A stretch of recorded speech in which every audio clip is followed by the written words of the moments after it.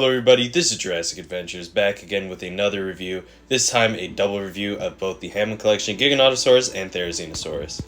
The first dinosaur we're going to take a look at is the Giganotosaurus.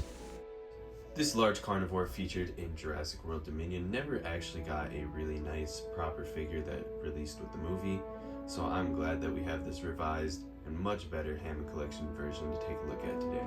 Before we get too much into the review, I pre-ordered this figure off of Target for the retail price of $50, I believe, and it arrived here, so now we are taking a look at it. So I think it's sold out right now, but it should be available pretty soon after these pre-orders start to ship. Starting off with the front of the box, you can see that we have the standard sort of Hammond Collection packaging. We have this large front window where you can see the Giganotosaurus. You have the Hammond Collection logo, the little sort of glossy black T-Rex that used to be way bigger on the box instead of this render, but now we have this render of the figure on the side, which actually looks pretty good. We have this, says Giganotosaurus text at the bottom, and then the palm trees along that gray down there. The whole box has this sort of industrial cage look, which I've always been a fan of. If we flip it to the side of the box, you can see that we have another render of the Giganotosaurus, and it says Jurassic World Dominion, which is the movie that it's from. Moving on to the back of the box, you can see that we have another big render of the Giganotosaurus on this sort of forest background. You have a picture that's highlighting the glass eyes, another render of it sort of in this crouched down roaring pose, and then we have some sort of sneak peeks of the pyroraptor, delta, clarideering, and the Therizinosaurus, which I will also be reviewing very shortly. And we have the blurb about the Giganotosaurus down here. But yeah, pretty standard box. I think it's around the same size as the T-Rex box. But without further ado, let's get this thing out of the packaging.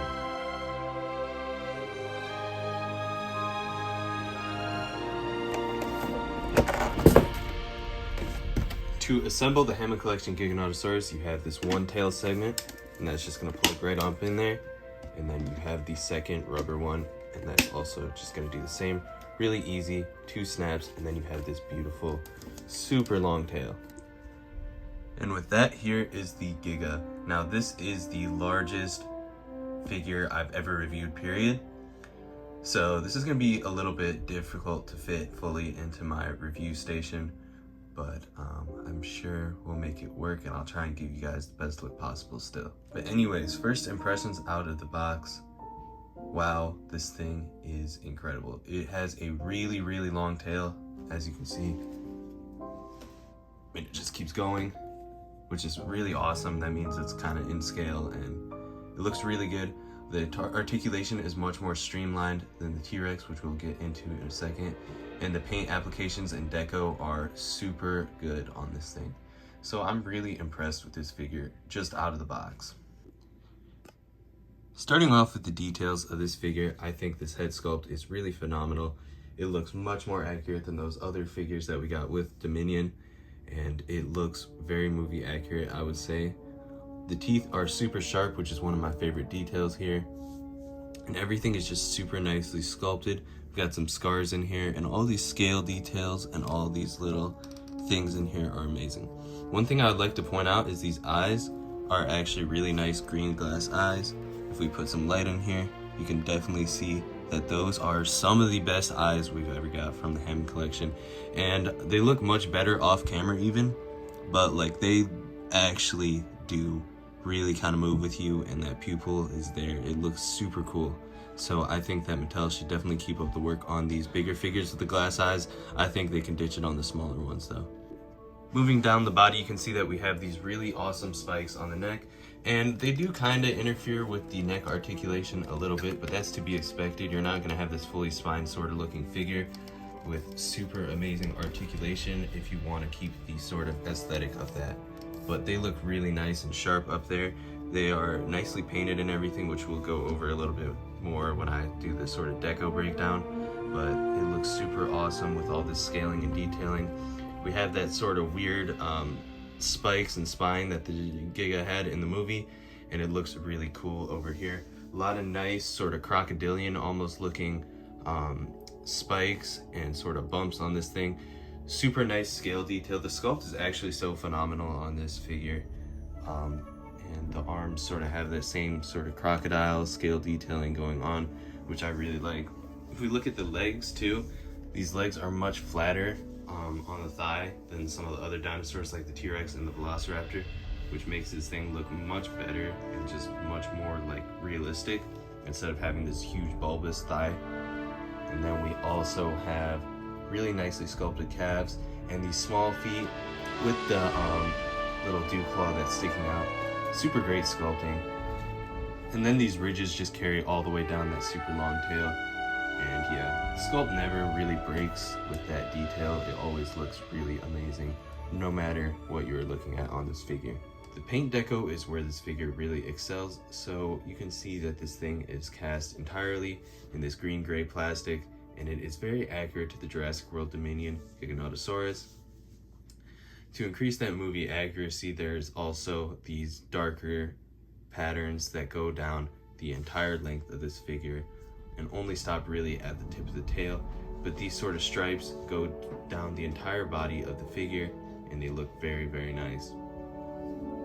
In addition to this green tone that the figure is molded in, there's also some color variation in this sort of warmer tone that's sort of dry brushed over some areas, and it makes it look really nice, gives it a lot more color variation and makes it stand out and look much more realistic than some of the other Hammond Collection figures.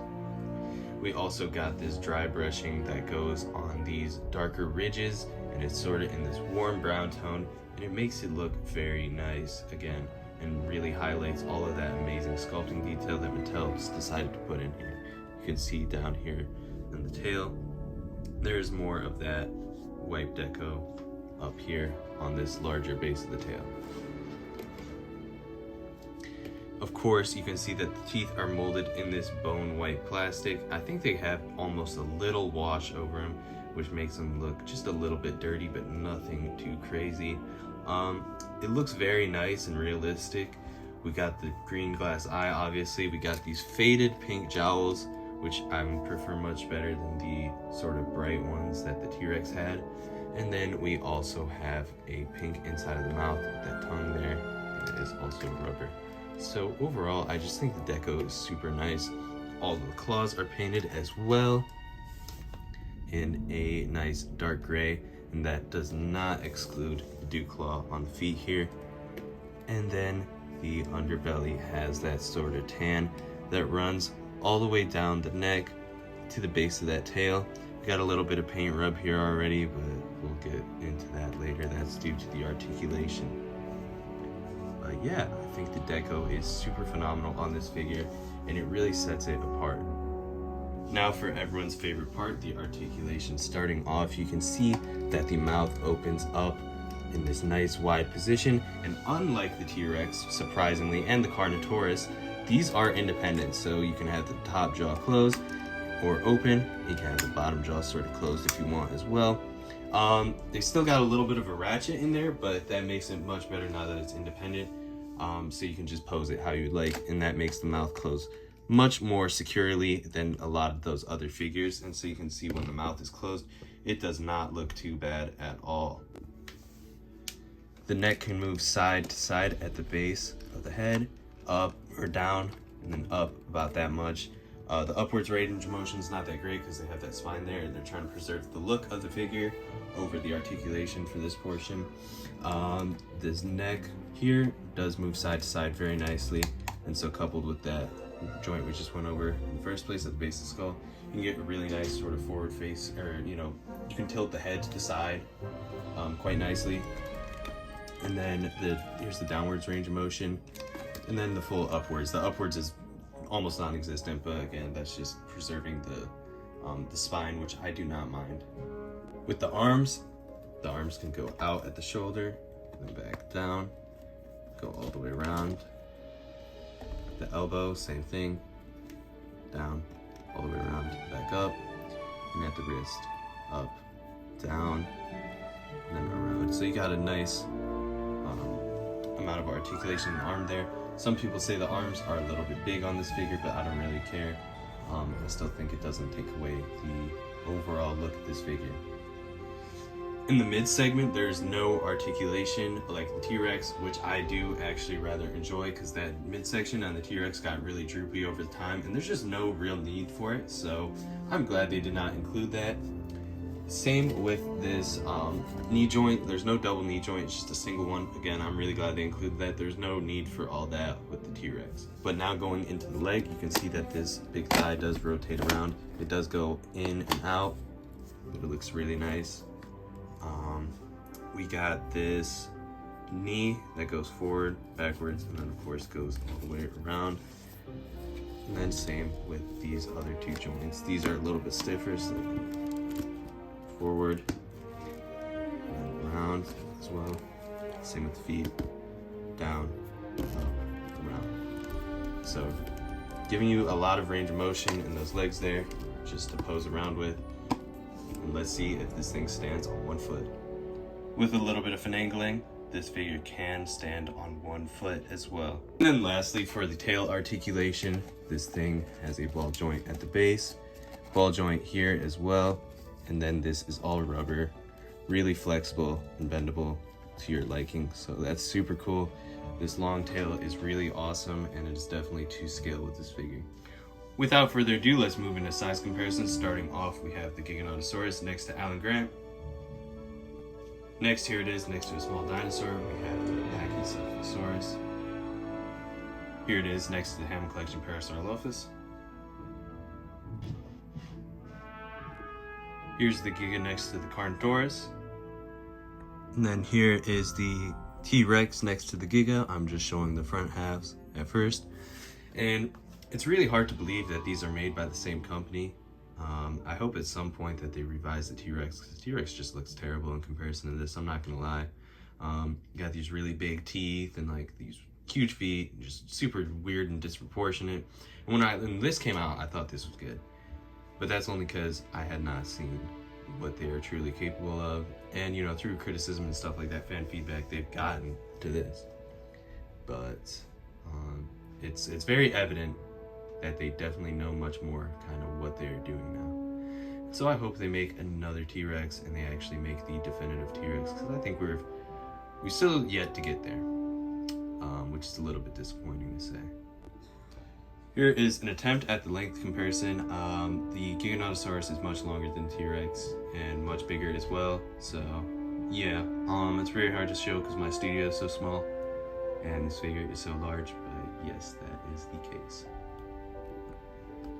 For my overall thoughts on the Hammond Collection Giganotosaurus, I think this is a really great figure. I have almost no complaints about this figure at all. In fact, I can't really think of a complaint I have with it right now. If they continue this sort of effort with all of the Hammond Collection, I think we'll be in a really great place. This is probably one of the best, if not the best, Hammond Collection figures to date, so I do highly recommend this. I think it is good for the price. It is definitely a very large figure, which definitely adds some value, and it's very proportionate, I feel like, as well, which I do really like. Next, we're going to go over the foe of the Giganotosaurus, the Therizinosaurus. Next on deck is the Hammond Collection Therizinosaurus. This one I am also quite excited for because the Therizinosaurus was really cool in Jurassic World Dominion, and the last figure, again, just didn't quite hit the mark. It wasn't as movie accurate as they made it sort of when the design of the actual dinosaur that we see in the movie was being finalized, so it didn't quite pan out to be that movie accurate, although it was still a decent figure, so I am quite excited to take a look at this one. I also got this one as a Target pre-order, and the retail price was $40. But now we can look at the box, and the box is pretty much the same as the Giga. We got that smaller logo in the corner there. We got the Hammond Collection logo. We got this render of Therizinosaurus, which looks really cool. In this bottom left corner, we got the name Therizinosaurus. Same sort of box design. If we move over to the side, you can see that we got that render again.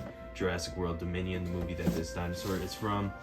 And then Jurassic World Dominion logo in the left corner there. We got a render of the Therizinosaurus. Again, another render showing off the glass eye, and then in an alternate pose. We got down here another showcase of this wave.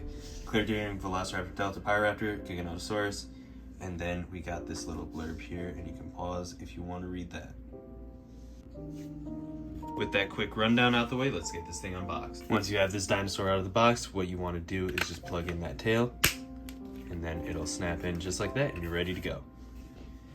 Here is the Therizinosaurus out of the box, and my first impressions are this thing looks really nice. I like the paint on it, and I think it looks quite a bit better than the other figure of the Therizinosaurus that we got before. But let's get into what makes this one better. Starting off with just looking at some details on this figure, as you can see, this head sculpt is much superior than its predecessor.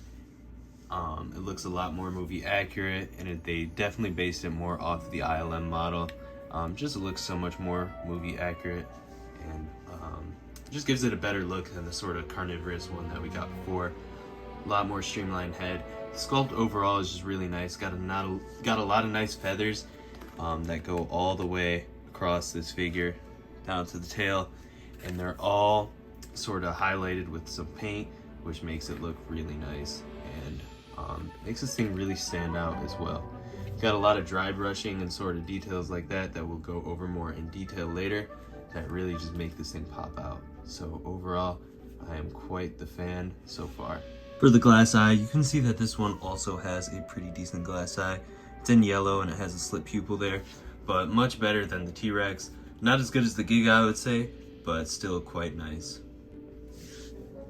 For the paint deco on this figure, you can see that for the most part, this figure is in this sort of dark navy blue, and we got a lot of other accent colors on it.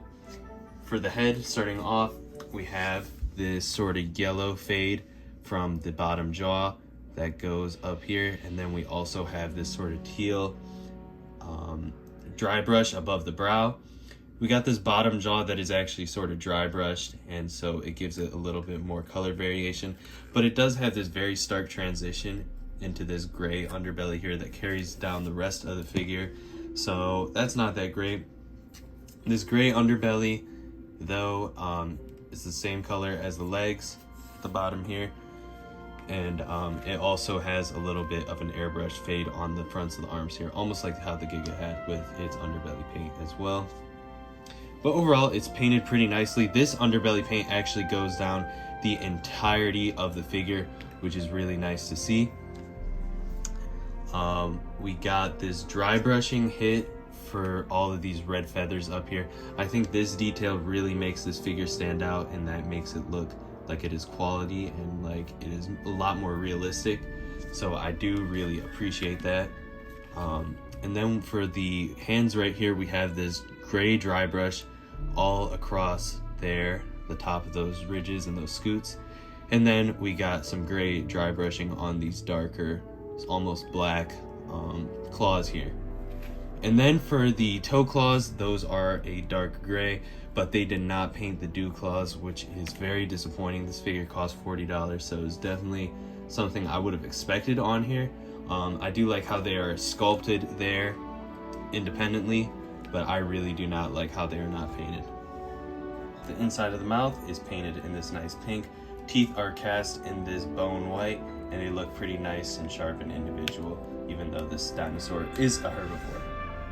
And now for the articulation, you can see that this head at the base of the neck here is on a ball joint, so that moves all the way around like so, up and down. Those are the range of motions for that. And then also this jaw opens up about that wide, so you can get a very nice wide jaw opening there. This neck does, at the base of the body, is on a ball joint as well, so that can rotate around 360 degrees as you please. Good range of motion there as well. That's about as far as it can look down, and then this is about as far as it can look up. So not too bad here. And then we got with the arms, they move out. This is a stiff joint, moves out and down, and then also forward and backwards. Same here, swivels up, down, and then it can move around. And then same thing with hands, up, down, move around. But the weird thing about the hands is the fingers are actually articulated. They are each on their independent sort of joint, and they can go down or up or even to the side, full 360. So that's really quite strange. I would figure something more like the fingers would be articulated as such, but it does allow for a lot more expression on the hands. It just doesn't look that great close up because it's almost like articulating some fingernails. But it does allow for some decent posability there. I'll give them some props for trying at least. The thighs can go backwards and forwards as such, and then same with the knee, forwards, backwards, all around. Thighs can also go out, I forgot to mention, just like all the other Mattel figures. Forwards, backwards, and to the side, and then same here with the feet. And so you can get all sorts of interesting poses with this. And then for the tail, it is on this sort of wire / internally jointed thing, ball joint at the base, and so it can move all around in all sorts of positions that you would like, which is really cool. And then this figure, of course, can stand on one foot. It actually stands on one foot way better than the Giganotosaurus because the joints are much stiffer on this one. One compliment I will give to the Hammond Collection Therizinosaurus is I think it is pretty well proportioned. I don't think the feet are too big at all. And so it looks like Mattel is really doing nicely on the proportions, especially for the larger sort of dinosaurs. And I think they should keep up the good work. Now we can get into size comparisons, with our first one being Hammond Collection Alan Grant. Next up here we got the Pachycephalosaurus. Here we got the Parasaurolophus. Here it is next to the Carnotaurus. They charge $5 more for this thing, and it's about the same size, just a little bit bigger. Different applications of the plastic. So that's interesting. I wish the dew claws were painted on the Therizinosaurus, I really do. But other than that, that's my biggest complaint. Here it is next to the Hammond Collection T-Rex. Really nice sizing between the two. Again, I think we really need that revised T-Rex. This thing is, again, showing what Mattel is capable of, and I think the T-Rex is not there at all, so let's hope for that revised T-Rex. I would like a Spinosaurus first, though, preferably. And then finally, here is the Therizinosaurus next to the other star of this video, the Hammond Collection Giganotosaurus. They look really cool together, and I'm very excited to shoot some pictures of them battling it out. For my overall thoughts on this figure, I think the Hammond Collection Therizinosaurus is a great addition to the line. It has a little bit of minor flaws, one of them being the dew claw. I would say I don't necessarily like this paint transition, and the claws I could have taken or left that articulation there, although I do not mind it. I think that it would have been better just in the fingers, actually, but again, that might have been hard to implement, so that's like a very not too serious flaw in this at all. But overall, I really do like this figure. I think it is another great step in the right direction for the Hammond Collection line as a whole, and I definitely do recommend this figure as well. For my final thoughts on both of these figures, I think that the Giganotosaurus might be a little bit more worth your dollar. It's just $10 more, and you get so much more figure, as well as this really great sculpt and paint deco. So I definitely think that if you are trying to choose between one or the other, I would go with this guy right here. But otherwise, I think they both are really great, and they both are a great addition to the line as a whole. So I definitely do recommend both these figures. I think that the Giganotosaurus has a few less flaws than the Therizinosaurus as well. But yeah, that's just my opinion on both these figures. Still both really great figures. Both of them are worth your money. If you guys enjoyed this double review, please leave a like, comment, and subscribe. This is Jurassic Adventures. Happy Jurassic June, and I'll see you in the next video.